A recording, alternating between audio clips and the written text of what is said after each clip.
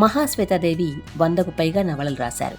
ఆమె కథల సంకలనాలు ఇప్పటికీ 20కి పైగా వెలువడ్డాయి. నాటికలు, చిన్నపిల్లల కోసం కథలు, లెక్కలేనన్ని వ్యాసాలు రాశారు.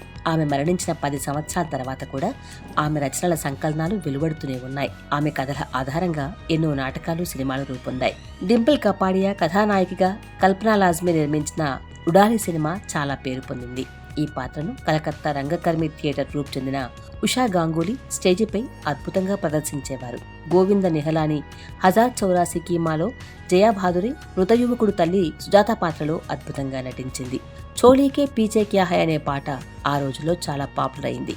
అసలు దేశంలో సమస్యలే లేవా, జాకెట్టు వెనుక ఏముంది అన్నదే దేశానికి ప్రధాన సమస్య అయిపోయిందా అంటూ వేళాకోళం చేసిన మహాశ్వేతాదేవి అదే పేరుతో ఓ కథను రాసింది.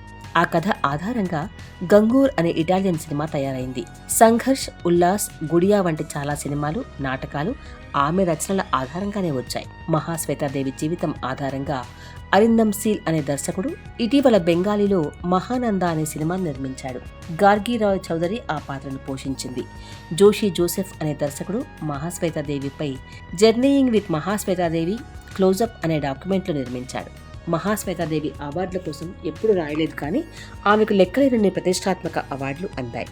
సాహిత్య Akademi award, Jnanpith award, Padmashri, Padmavibhushan, Ramon Magsaysay, SAARC literary award, French దేశపు అత్యుత్తమ అవార్డు, ఇలా లెక్కలేని అవార్డులు లభించాయి. ఇక తెలుగువారు మహాశ్వేతాదేవిని మరో ప్రత్యేక కారణం చేత గుర్తుపెట్టుకోవాలి. చిలకలూరుపేట బస్సు దహనం కేసులోని నిందితులు చలపతి, విజయవర్ధన్ రావుల ఉరిశిక్షను రద్దు చేయమని భారత అధ్యక్షుడు శంకర్ దయాళ్ శర్మకు ఉత్తరం రాసింది మహాశ్వేతాదేవి గారే.